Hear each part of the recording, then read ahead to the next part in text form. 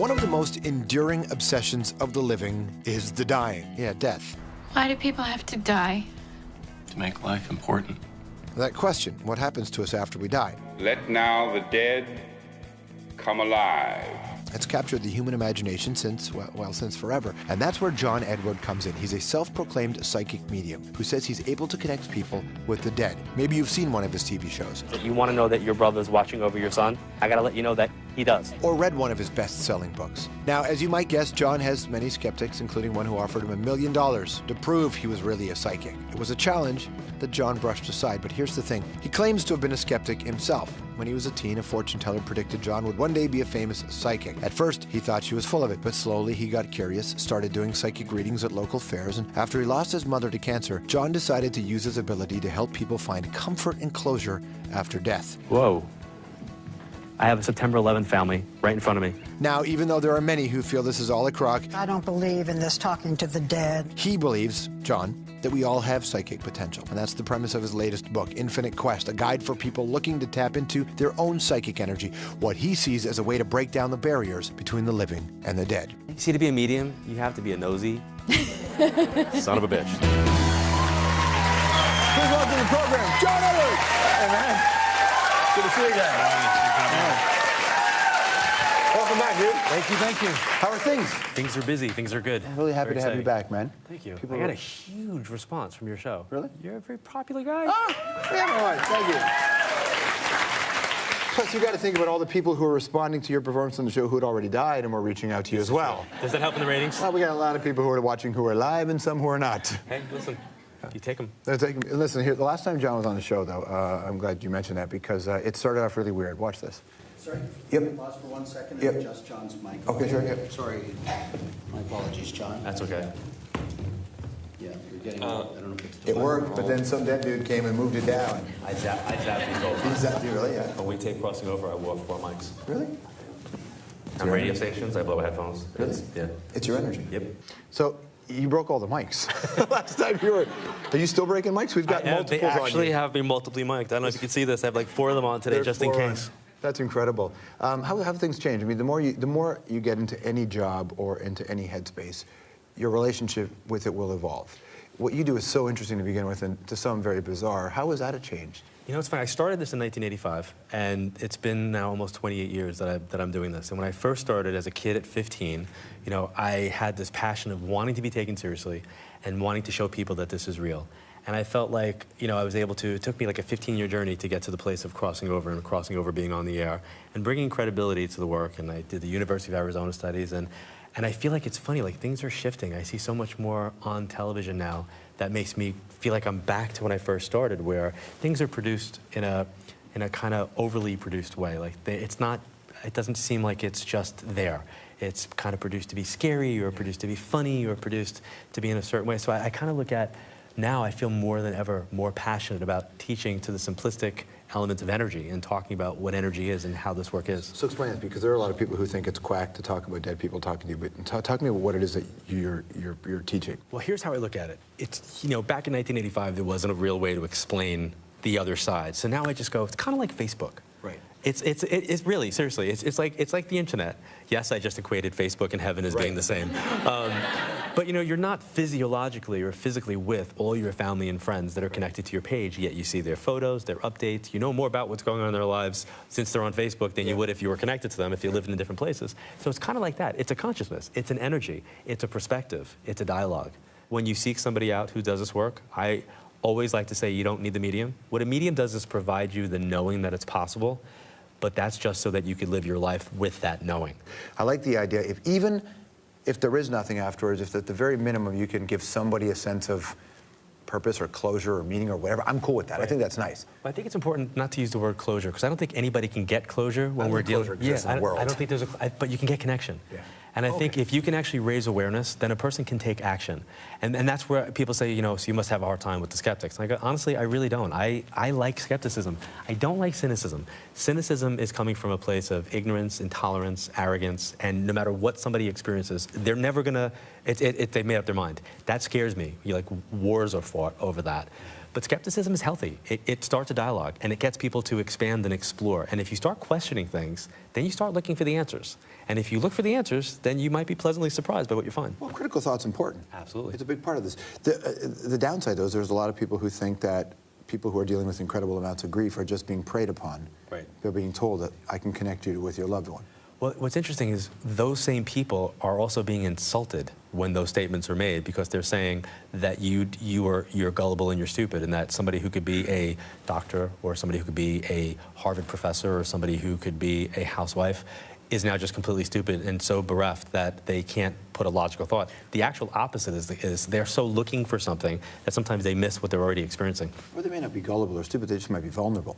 And sometimes when people are in a vulnerable position, others unscrupulous can take advantage of it. I totally agree. I absolutely 100% agree, which is why I tell people it's very, very important that when you're going for a reading or if you're having an experience with a medium, you want information, not philosophy. Meaning, anybody could read a New Age book on mediumship and turn around and say, you know, they're with you, they love you, they're standing behind you, oh my God, they're so happy, they're this, they're that. But it's the actual information, the stuff that's factual, that helps to validate that they're actually really with us. Okay, so we're going to go in the next few minutes. So it's real. Let's say what you're doing, like you can connect with people. If you are cynical about it, whatever, let's willingly suspend for a moment. Okay. Right? Is everybody's, in your experience, is everybody's other world the same? No. So everybody has a different experience out there? Well, I think everybody has a different experience as a soul. Like a holodeck? It's like a holodeck. We all have our own. I think it's kind of like the life that we live here helps us to evolve to the life that we're living there. So I can't think that somebody who was a mass murderer here in the physical world is going to be having the same experience as Mother Teresa on the other side. Right. So karma. We're talking karma. We're talking about karma and energy and life responsibility and lessons, and it's a whole bunch of stuff. So is there some version of a heaven and a hell? I think that there is, but I can't call it that and just say it's heaven and hell, because I think there's different levels. It's like the internet. There's a lot of places that are amazing, and some places not so much. You got to be careful. Oh, and some places downright confusing. You know? People always say to me, write a book about the afterlife. I'm like, I can't. And they're like, why? I go, because I don't live there. And they say, yeah, but you've been doing this for 20-some odd years. I go, yeah, but I've been going to Australia for the last 10 years, and I go to all the capital cities. I can tell you where to eat. I can tell you where I stay. I can tell you what I've seen. Can you tell me where to eat in the afterlife? I can. Vegan poutine? Vegan poutine, anybody? No, for me, the afterlife is all about steak and ice cream. All right, but listen, man, if I could do that and keep everything intact, I'm with you. I'm with you. Steak and ice cream. Have you ever been in a really inappropriate situation and heard something? Yes. Having sex? Yes. Come on. Yes. Has it been awesome? Not at that moment. Not at that. Who showed up? That's as far. Because that's the weirdest threesome ever, by the way. If you're just like, what happened? It was very, very early on in my career, and that's as far as we're going with that. No, this is not as far. What do you mean? Was it foreplay? Like, what? This is crazy, dude. Yeah, no, there's no amount of makeup that's going to cover the redness that's about starting to form on my face right now. So, I jokingly say it was, I have to be full disclosure. I always say they don't care about bedroom and bathroom issues, but it really was early on when I first started doing this work, and I literally had a very weird experience right after. And I thought, wait a second, and I left it at that. And I like to believe that there was no other participants, like they weren't holding up signs, 9.9, 9.2. By the way, being judged by the dead, that's super judgy. That is not cool, right? Stick around. I want to find out about paranormal films. Can you enjoy them? I want to know if you can. Or is he just like taking his work home with him? Anthropology with John Edward right after this.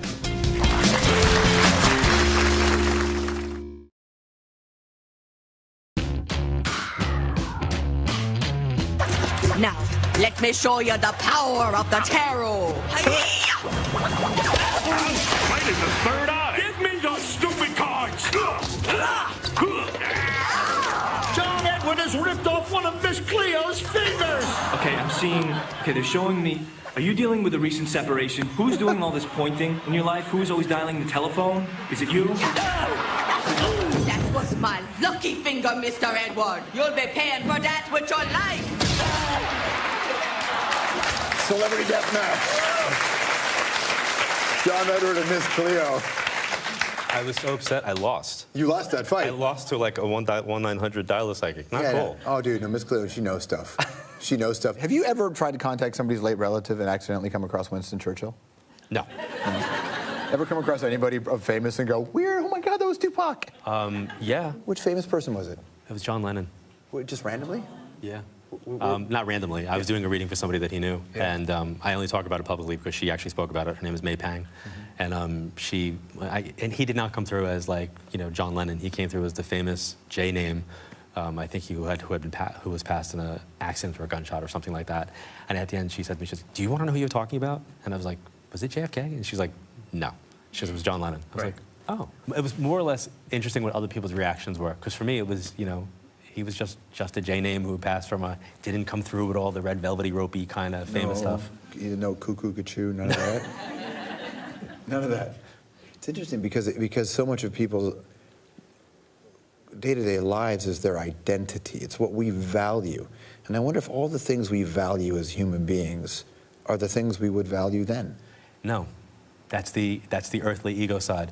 And one of the things that I tell folks all the time is that the reason why I love the movie Ghost the most, why it's my favorite all-time movie. Aside from Whoopi? Aside from Whoopi. How could you not love Whoopi? Is she not the most amazing person on the planet? Right? I love her. But the end of that movie, when he says, the Sam character says, "Molly, the love you have here, you take it with you." I'd be hard-pressed to find a medium who does that work, who can't watch that 200 times in a row and still well up, because it's the epitome of what this work is about. It's like the scene in the movie The Sixth Sense, when the little boy is sitting in the car with his mom, and that's a crazy scene, and man. he starts talking about the grandmother. Yeah. There's no special effects. There's just a moment of connection. And again, it's like that's one of those moments where it's real. Are paranormal films enjoyable for you, or is that like a surgeon watching ER? It depends upon the film. Yeah? I loved Poltergeist. I know that might sound strange. Not at all, man. I loved Poltergeist. And Ghost is my all-time favorite movie. For real? For real. You talk about wanting to bring credibility to what it is you do. I mean, I imagine those moments being at a psychic fair where people do think you're a joke. What's that like when you go on? Well, you got to think back to 1985, that realm. Yeah. There weren't a lot of... People sought out psychic fairs back then because it was where people came to. It's kind of like knowing where to go. Yeah. That's where they are. Now, no, not really. Because I think it was a place where I learned my craft there, to be quite honest. It's like when you're reading every 15 minutes and you got to read people every 15 minutes and you got to get into the reading, get out, disconnect. Get into the reading, get out. You learn how to kind of focus on what it is that you're seeing, hearing, and feeling. Yeah, but dude, there's got to be residue, man. Human beings, we're cellular, so we take in so much. Even if you disconnect, you've got residue. No. There's absolute residue, which is one of the reasons why when I talk about anybody who does any type of energy work, as well as anybody who does massage, anybody who's a healer, hairdressers, therapists, that residue is something that's very, very real. And it's called psychic self-defense, to protect yourself from that. Right. And you learn that when you're doing, it's Metaphysics 101. If you're going to do readings for somebody, if you're going to get in their energy space, you have to kind of like energetically have that condom on. One of my favorite things about, I know he said it, when you were being contacted, did the voices sound like the little girl in Poltergeist, or more like James Earl Jones in Field of Dreams? It's more like a thought. Really? It's really just a subtle, simple thought. Yeah, nothing really exciting. It's not Hollywood at all. It's really distinguishing your thoughts. It's like having two thoughts at the same time. If you want to see this guy live, you can. John's going to tour Canada in September. We got all the dates on Strombo.com. Also, we've got this book here, which is called Infinite Quest. Good to see you again, man. Thank you. John Edward, everybody. We'll be right back. With the Dead. Maybe you've seen one of his TV shows. If you want to know that your brother's watching over your son, I got to let you know that he does. Or read one of his best-selling books. Now, as you might guess, John has many skeptics, including one who offered him $1 million to prove he was really a psychic. It was a challenge that John brushed aside, but here's the thing. He claims to have been a skeptic himself. When he was a teen, a fortune teller predicted John would one day be a famous psychic. At first, he thought she was full of it, but slowly he got curious, started doing psychic readings at local fairs, and after he lost his mother to cancer, John decided to use his ability to help people find comfort and closure after death. Whoa. I have a September 11th family right in front of me. Now, even though there are many who feel this is all a crock, I don't believe in this talking to the dead. He believes, John, that we all have psychic potential. And that's the premise of his latest book, Infinite Quest, a guide for people looking to tap into their own psychic energy, what he sees as a way to break down the barriers. Plus, you got to think about all the people who are responding to your performance on the show who had already died and were reaching out to you as well. Does that help in the ratings? Well, we got a lot of people who are watching who are live and some who are not. Hey, listen. You take them. Listen, here, the last time John was on the show, though, I'm glad you mentioned that, because it started off really weird. Watch this. Sorry? Yep. Pause for 1 second Yep. and adjust John's mic. Okay, sure, yep. Sorry. My apologies, John. That's okay. Yeah, you're getting, I don't know if it's It worked. Between the living and the dead. See, to be a medium, you have to be a nosy son of a bitch. Please welcome to the program, John Edward. Hey, man. Good to see you again. Welcome back, dude. Thank you. How are things? Things are busy. Things are good. I'm really happy Very to have you exciting. back, man. Thank you. People I got are- a huge response from your show. Really? You're a very popular guy. Ah, damn right. Thank you. One of the most enduring obsessions of the living is the dying. Yeah, death. Why do people have to die? To make life important. That question, what happens to us after we die? Let now the dead come alive. It's captured the human imagination since forever. And that's where John Edward comes in. He's a self-proclaimed psychic medium who says he's able to connect people